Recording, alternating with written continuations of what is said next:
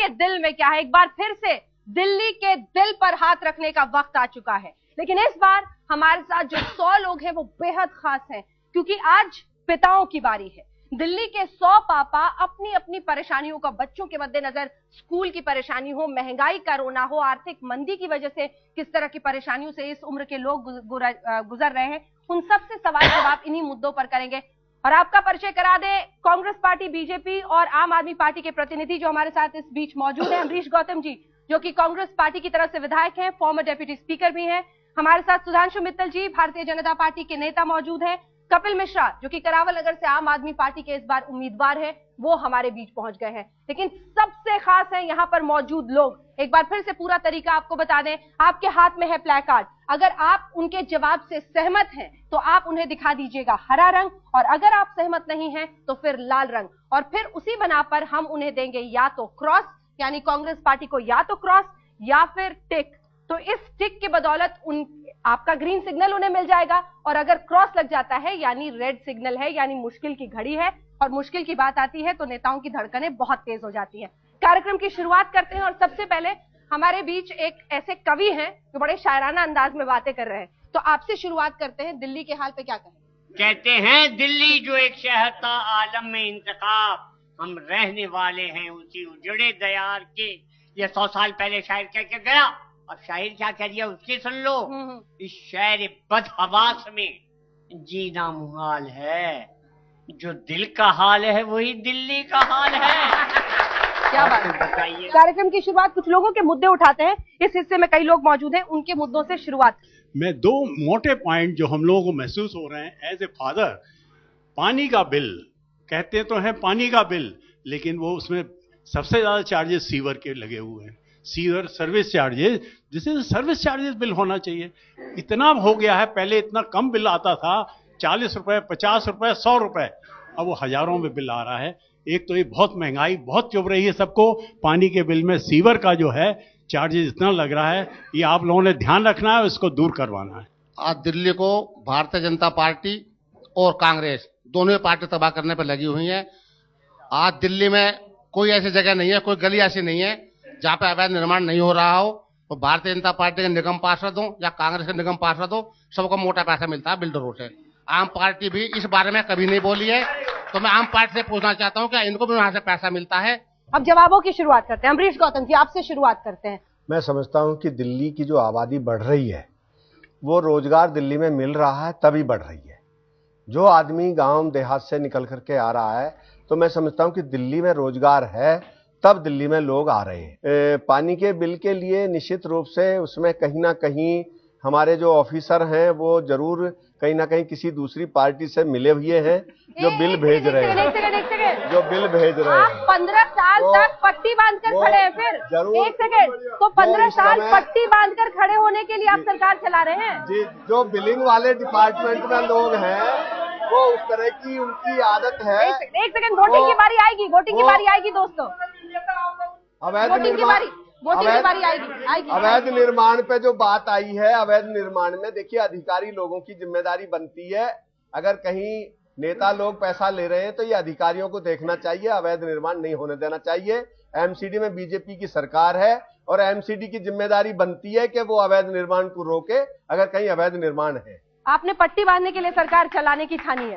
नहीं, हमने जवाब यही है सर। जो हमारे, क्योंकि हमारे यहाँ से जो बिल आ रहे हैं दिल्ली गवर्नमेंट में, वो कई जगह पर एक से बिल नहीं आ रहे, और कहीं पर इष्ट में कुछ और तरह के बिल आ रहे हैं। इष्ट में हमने अपने लोगों से लेकर के बिलों को अपनी सरकार में भेजा है। ये कुछ बोला जा रहा है, एक बार इनकी बात सुन लेते फिर सुधांशु। आपसे नेताजी के 15 साल राज करते हो गए और फिर कह रहे हो कि हमें नहीं पता, आपके लोग मिले हो रहे हैं दूसरी पार्टियों से, ये भी नहीं पता कि कौन आदमी क्या काम कर रहा है, कहाँ पे बिल आ रहा है, क्या नहीं।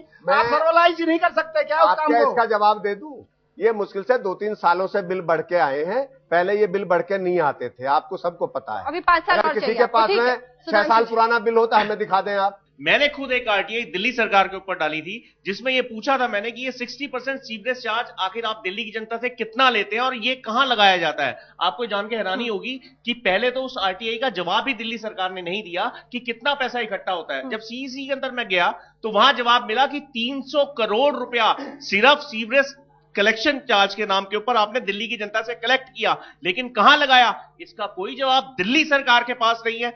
आप कैसे कह सकते हैं कि आप दूसरे के ऊपर, अपनी हर बात को दूसरे के ऊपर डाल रहे हैं। इसी तरीके से आपसे मैं बिजली के ऊपर एक मुद्दे के ऊपर जुड़ा जवाब चाहूंगा कि बिजली के मुद्दे के ऊपर इसी तरीके से घपले हो रहे हैं, आपकी सरकार हमेशा चुप क्यों है? मैं आज खुद बिजली के लिए एप्टल के अंदर हमने केस डाल रखे हैं आरडब्ल्यूएस की तरफ से, जिसका कोई सुनवाई नहीं होती। सुधांशु जी, आप लोगों ने बहुत अच्छा मुद्दा उठाया है बिजली और पानी का।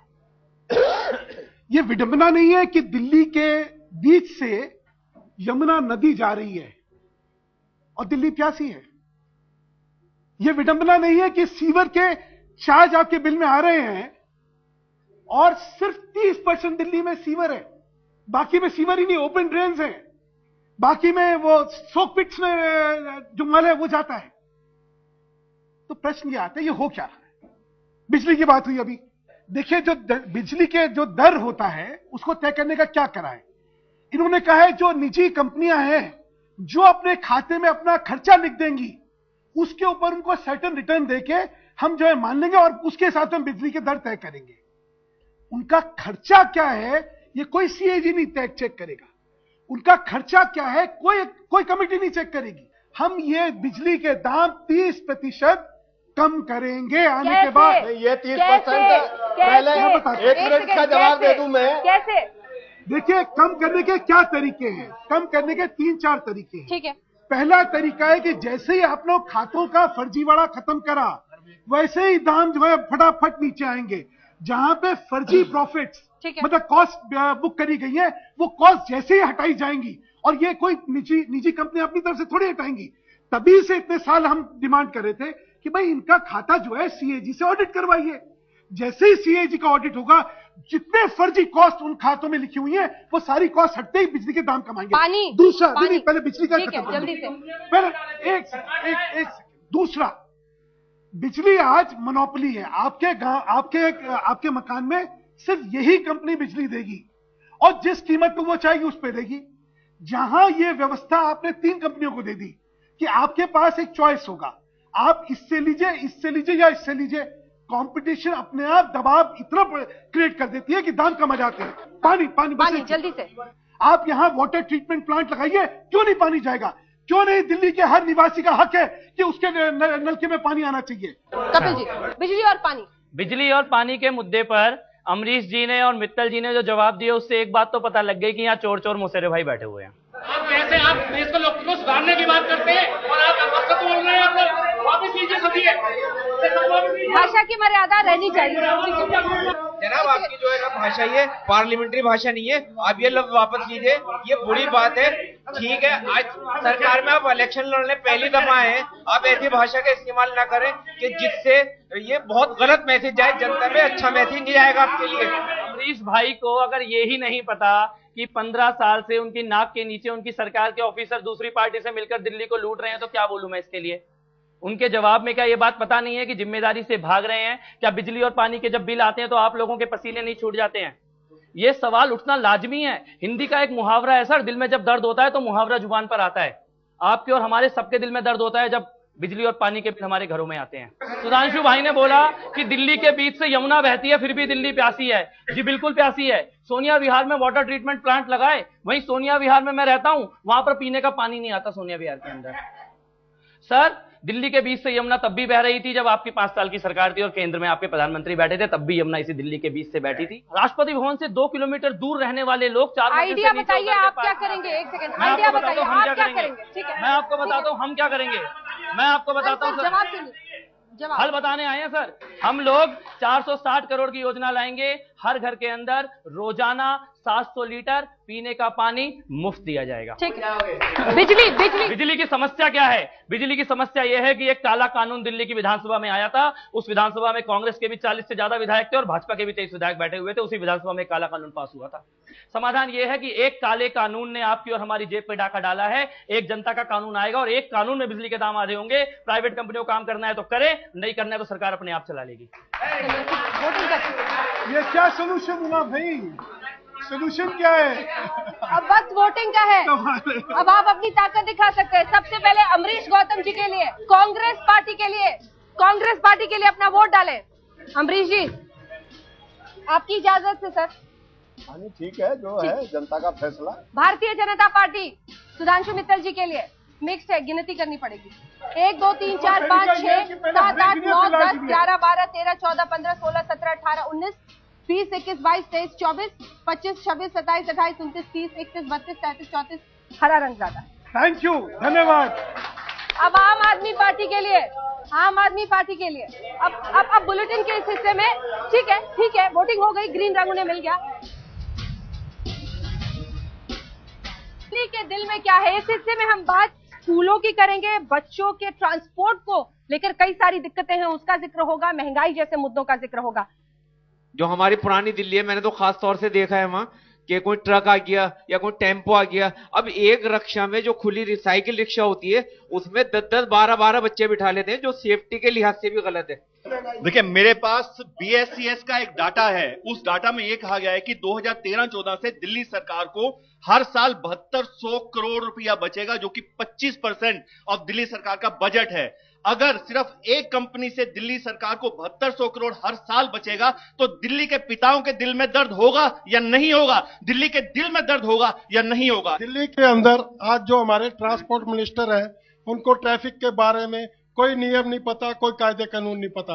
वो है रमाकांत गोस्वामी जी, वो हारने वाले हैं। नंबर एक, आज जो आप देख रहे हो, बच्चों को स्कूल वैन ले जाती है, मैक्सिमम प्राइवेट स्कूल वैनें होती हैं, उनके ऊपर स्कूल नहीं लिखा होता, इतने एक्सीडेंट होते हैं। इस बार आम आदमी पार्टी से शुरू करते हैं। देखिए, इसमें दो समस्याएं हैं। पहली समस्या तो ये है कि हम नियम बनाएंगे किस प्रकार की गाड़ियां चलनी चाहिए, उनके लिए वो पीली लाइन की जो लेन बनाई गई थी वो पालन होना चाहिए कड़ाई से।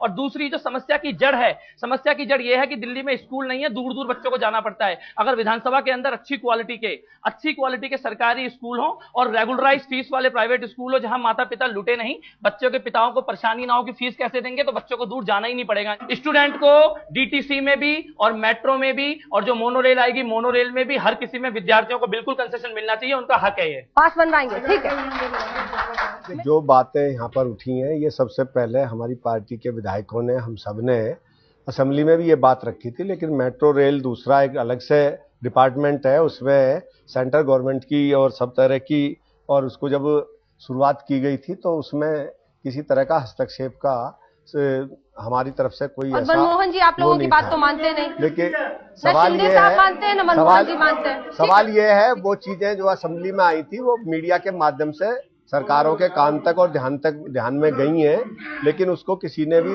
यहाँ तक कि विधायकों ने भी कहा कि अभी मेट्रो में हमारे को अलाउ करो, उसको भी अलाउ नहीं किया गया। जिस ओमनी वैन में एक साथ 15 बच्चों को ठूस कर ले जाया जाता है, उसमें आप अपने बच्चे को ट्रैवल करने के लिए इजाजत देंगे? ये माँ बाप का भी फर्ज बनता है कि वो किस तरह से अपने बच्चों को गाड़ी में ठूस के भेज रहे हैं, हाँ। या वो पूरी तरह से सुरक्षा दे के भेज रहे हैं।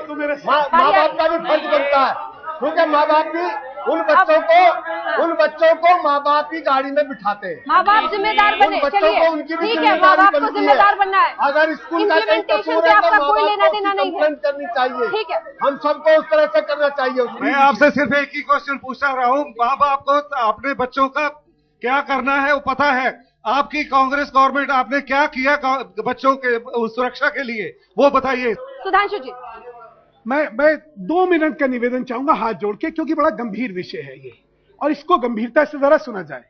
अभी तक आपने दोनों के जवाब सुने।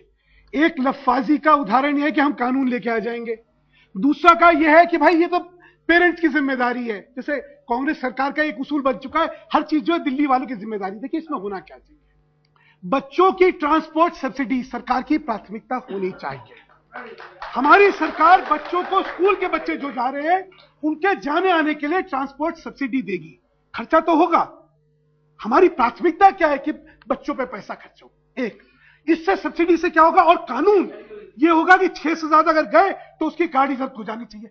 जो बच्चे की फीस प्राइवेट स्कूल चार्ज कर रहा है, वो फीस जो है वो 40% 50% सरकार सब्सिडाइज करे, क्योंकि उसका जिम्मा था, वो अपने जिम्मे में फेल करी है, तो उसकी गुना जो है नागरिकों क्यों होना चाहिए, उसका गुना का। तीसरी बात, जो विद्यार्थी दिल्ली के स्कूल से पास आउट होगा, 5% का उसको प्रेफरेंस मिलेगा एडमिशन में। ताकि दिल्ली का डिजर्विंग स्टूडेंट जो है उसको बाहर धक्के नहीं खाने पड़े। कांग्रेस पार्टी के लिए सर प्लीज वोट करें। अमरीश जी, क्या Bharatiya Janata party, green, thank you. आम आदमी पार्टी,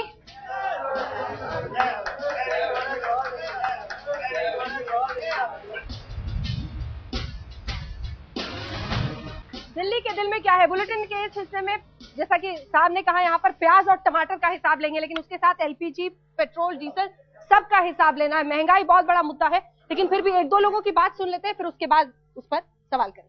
सुधांशु जी से मेरा एक प्रश्न है, जैसे अभी इन्होंने बोला 20 साल पहले वो जो 20 साल पहले प्लान बनता है, प्लान 20 साल से पहले बनता है, इनकी सरकार तो 15 साल पहले इन्होंने प्लान क्यों नहीं बनाया? रही बात महंगाई की, महंगाई कहाँ से रुकेगी? आप बताइए। ये कहते हैं कि बच्चों की पढ़ाई के अंदर आप जाइए, कोई भी जितने बच्चे बैठते हैं सब अपनी प्राइवेट स्कूल में पढ़ाना चाहते हैं। प्राइवेट स्कूल किसकी है? नेताओं की प्राइवेट स्कूल है। कहाँ से महंगाई कम होगी?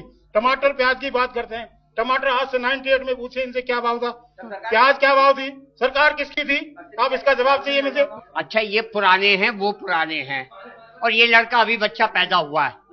आम आदमी पार्टी, इनका बोलने का जहां तक ताल्लुक है, पहले कुछ करके दिखाओ फिर बोलना। एक बात मेरी सबसे बड़ी बात यह है कि मैं बीजेपी से और कांग्रेस से दोनों से हाथ जोड़ के दरखास्त करता हूं कि आप लोग सब्जी तरकारी जो गरीब लोग भी खाते हैं, टमाटर है, प्याज है, ऐसी चीजों पे कंट्रोल करो। ये सीधी सच्ची बात है, ये सब बातें सियासी है, इनको हटकर अगर आपने आइंदा इलेक्शन में आना है और जीतना है तो इन चीजों पर आप मजबूताई के साथ अभी से कार्रवाई करनी शुरू कर दो, बाकी सब बेकार की बात है। उर्दू मीडियम स्कूल के तो इतने बुरे हाल हैं कि वहाँ पर ना पढ़ाई है ना कुछ है वहाँ पर, और वहाँ पर स्वीपर तक नहीं होता।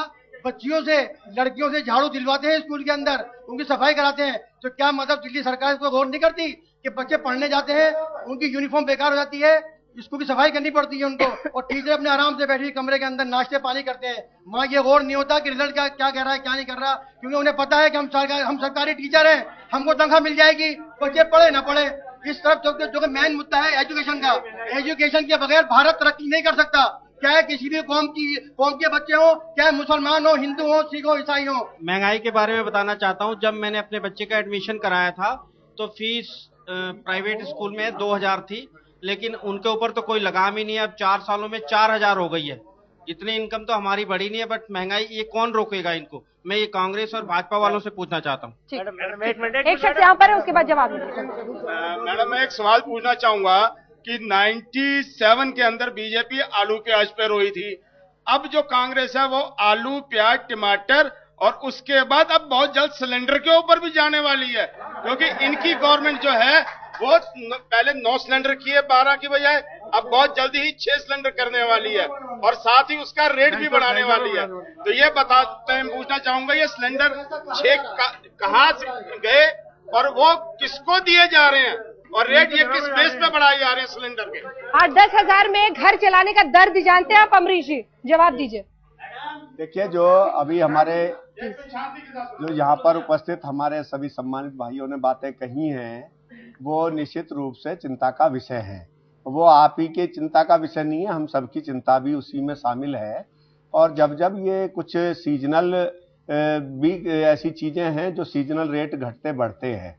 अभी प्याज की कीमतें, पिछले दिनों प्याज पे जो उत्पादन होना था वो बाढ़ के कारण उधर बह जाने से और खराब हो जाने से एकदम इसका अकस्मात रेट बढ़े और धीरे धीरे उस पर कंट्रोल किया जा रहा है। दूसरी जगह से टमाटर और आलू भी बाढ़ में बर्बाद हो गए क्या? मैं समझ एलपीजी, पेट्रोल, डीजल, उसका बाढ़ से क्या लेना देना? प्याज को ज्यादातर एक्सपोर्ट किया गया है, क्या अब भी सीजनल है? अब तो बारिश का मौसम खत्म हो गया, आज भी प्याज एक्सपोर्ट हो रहा है।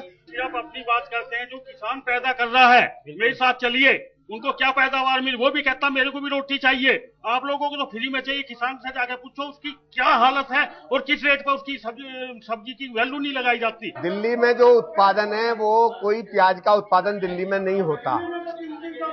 जवाब सुन लो ना। उन चीजों को बाहर से लाया जाता है और किसान और बिचौलियों के बीच में, दलालों के बीच में जो रेट बढ़ता है, सही बात कही कि पहले तो किसान तय को कर लो ना, काला बाजारी से हो रहा है या बाढ़ की वजह से? पहले मिल के तय तो कर लो, उन्होंने किसको सही जिम्मेदार बात ठहराओगे कही है आप? कि जो किसान को उसका उचित मूल्य नहीं मिलता, क्योंकि बीच में दलाल और मंडियों में इतना जो साल से साल तक किसान कमाता है उसे तो कुछ मिलता नहीं, लेकिन जो आड़ती और दलाल लोग हैं वो उसमें जो है बहुत ज्यादा मुनाफा खाते हैं।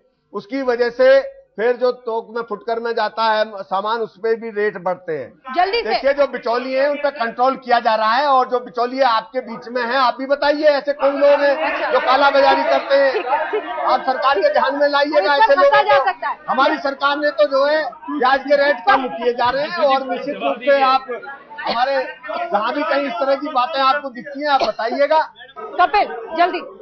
दिल्ली सिर्फ प्याज के आंसू नहीं रो रही, दिल्ली आलू टमाटर प्याज नमक आटा चावल दाल सबके आंसू रो रही है। और ये आंसू दिल्ली 15 साल पहले भी रोई थी। प्याज के रेट, और सिर्फ प्याज के रेट नहीं थे सुधांशु भाई, नमक के रेट भी इतने हो गए थे कि सुषमा जी को खुद जा जाके नमक के गोदामों पे छापे मारने पड़ रहे थे। ये जो, और 15 साल पहले इतनी त्रस्त थे महंगाई से कि 15 साल से हिम्मत नहीं हो पाई है दोबारा भाजपा को वोट देने की, दिल्ली की चाहे कितना भी लूट लिया हो कांग्रेस पार्टी ने दिल्ली को। ये इतने त्रस्त थे हम 15 साल पहले। आज प्याज 100 रुपए किलो बिक रहा है, 1998 में 15 साल पहले भी 100 रुपए किलो बिक रहा था। मैं आपको जवाब देता हूं सर। ये पहले यहाँ पर दिल्ली के किसानों की बात हुई, दिल्ली में किसान भी हैं यार। भाजपा और कांग्रेस को तो शायद मालूम ही नहीं कि दिल्ली में किसान भी, यमुना के खादर में 22 किलोमीटर में खेती होती है दिल्ली के किसानों की। उनको कोई पूछने वाला नहीं है कि उस किसान का क्या हो रहा है। जिन मंडियों की बात हो रही है, जिन बिचौलियों की बात आप अमरीश भाई कर रहे हैं, उन मंडियों के चेयरमैन या तो भाजपा के नेता है या कांग्रेस के नेता। देश की सारी मंडियों के चेयरमैन भाजपा कांग्रेस के नेता है। और मैं आपको बताऊं, समाधान बताऊं इसका, समाधान ये है, समाधान केवल एक है सर, ये जमाखोरों का और बिचौलियों का राज चल रहा है। महंगाई का सीधा सीधा नाता भ्रष्टाचार से है। 29 दिसंबर को रामलीला मैदान में जन लोकपाल कानून पास होगा, फिर कोई भी चेयरमैन हो कोई भी वाइस चेयरमैन सबको जेल में जाना पड़ेगा। सुधांशु जी, लफाजी और सुधांशु भाई लफाजी भाई अब मेरे को बोलने दीजिए। देखिए आप जब बोलते मैं बीच में नहीं बोलता, तो आप लफाजी बोलेंगे और लफाजी मैं कहने दीजिए ना मुझे मेरी बात, आपकी बात मैंने, आपने बहुत कुछ बोला, मैं बीच में नहीं बोला। तो आप चुटकुला मत सुनाना, जवाब देना। तहसीब जो है, तहसीब ये कहते हैं मुझे बोलने दीजिए। ये सत्य है कि 25 रुपए प्याज पे दिल्ली खून के आंसू रोई थी, और दिल्ली ने हमें सजा दी। हमने सर झुका के सजा कबूल करी, क्योंकि वो प्याज के दाम 25 रुपए हो गए थे, आज 100 रुपए हैं। आज किसको सजा मिलेगी वो जनता के हाथ में। आज आपको ये मंजूर है क्या? 100 रुपए का प्याज मंजूर है क्या? 50 रुपए का आलू मंजूर है क्या? 50 रुपए का टमाटर मंजूर है क्या? क्या करेंगे? अच्छा बात है, आप क्या करेंगे? मैं अब आता हूँ आपको, हम लोग क्या करेंगे। मैं आपको बता रहा हूँ, भ्रष्टाचारी और जमाखोरी दोनों का ऐसा इलाज करा जाएगा कि जो आज गृहिणी आंसू बहा रही है उसके आंसू पोंछे जाएंगे।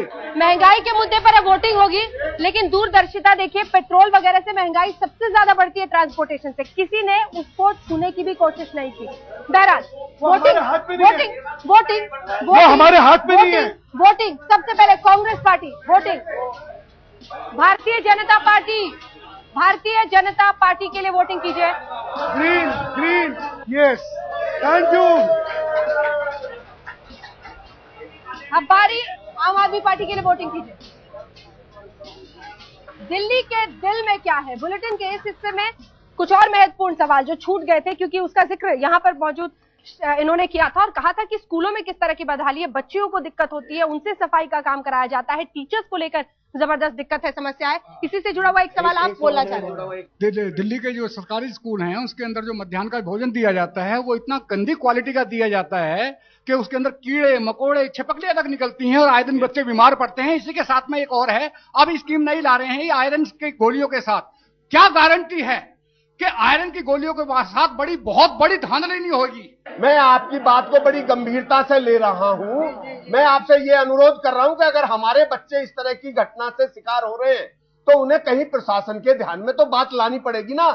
पिछले 3 साल से कोई भी विधायक सुन के राजी नहीं है। मैंने खुद 3 सालों में 4 बार शिकायत की है। आप बताइए, आप 3 सालों में कितने विधायक बदल गए आपके यहाँ के? किस किस से की है आपने?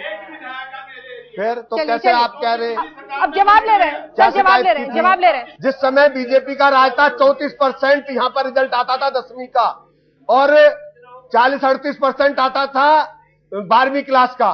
आज की तारीख में 10वीं का 60% रिजल्ट और आपका 88% जो 12वीं क्लास का रिजल्ट है। रही स्कूलों की बात, रही स्कूलों की बात, जितने स्कूल हैं, मैं अकेला अपने विधानसभा क्षेत्र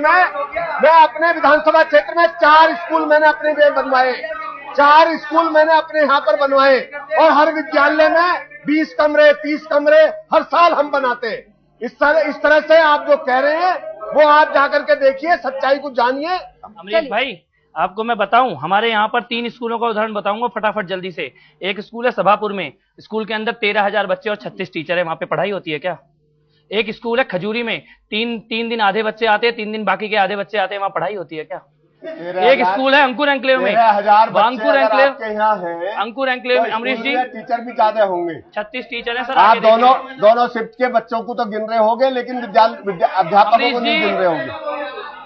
एक स्कूल अंकुर एंक्लेव में है सर, अंकुर एंक्लेव में एक स्कूल है, वहां पे बच्चों को 5:30 बजे स्कूल जाना पड़ता है, स्कूल खुलता है 8 बजे। अगर 6 बजे बच्चा जाता है तो बैठने के लिए डेस्क नहीं मिलता उसको स्कूल के अंदर।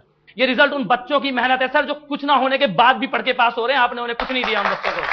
वो मेहनत, रिजल्ट मत गिनाइए। वो मेहनत 93 से 98 के बीच कहाँ गई थी? स्कूलों ये बताइए, अगर कुछ नहीं हो रहा होता तो तब भी तो वो उतने अंक लेके आते। ये बताएं आप। आंख से चश्मा उतार के दुनिया को देखिएगा। देखिए, एजुकेशन में इन्वेस्टमेंट करना होगा, स्कूलों में डेस्क देने होंगे, पीने का पानी, शौचालय, सुरक्षा, टीचरों की भर्ती करनी होगी, और एक व्यवस्था करनी होगी जो स्वराज के माध्यम से आएगी। जो पेरेंट्स की जो सोसाइटी होती है, पीटीए जो होती है, पीटीए के हाथ में ये ताकत होनी चाहिए कि अगर ये पीटीए बोले कि टीचर पढ़ाता नहीं है तो टीचर की तनख्वाह रुकनी चाहिए। ये ताकत आम आदमी पार्टी देगी टीचर को।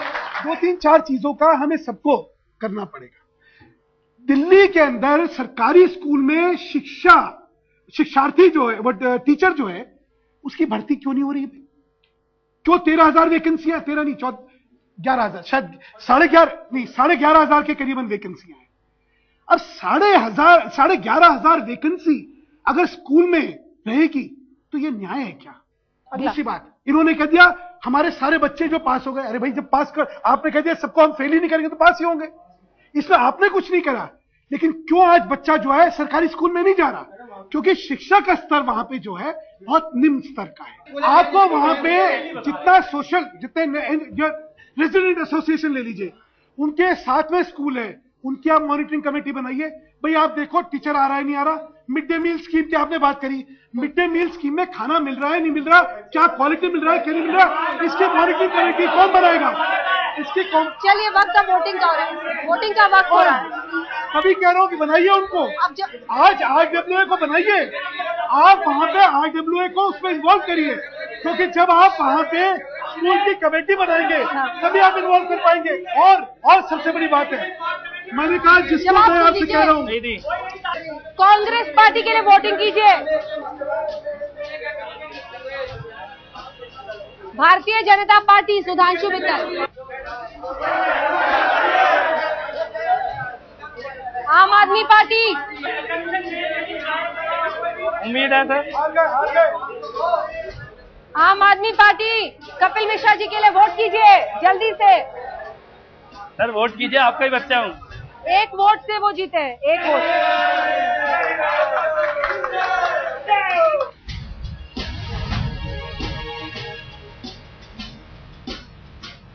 और जनता की अदालत यूं ही आज तक पर लगती रहेगी।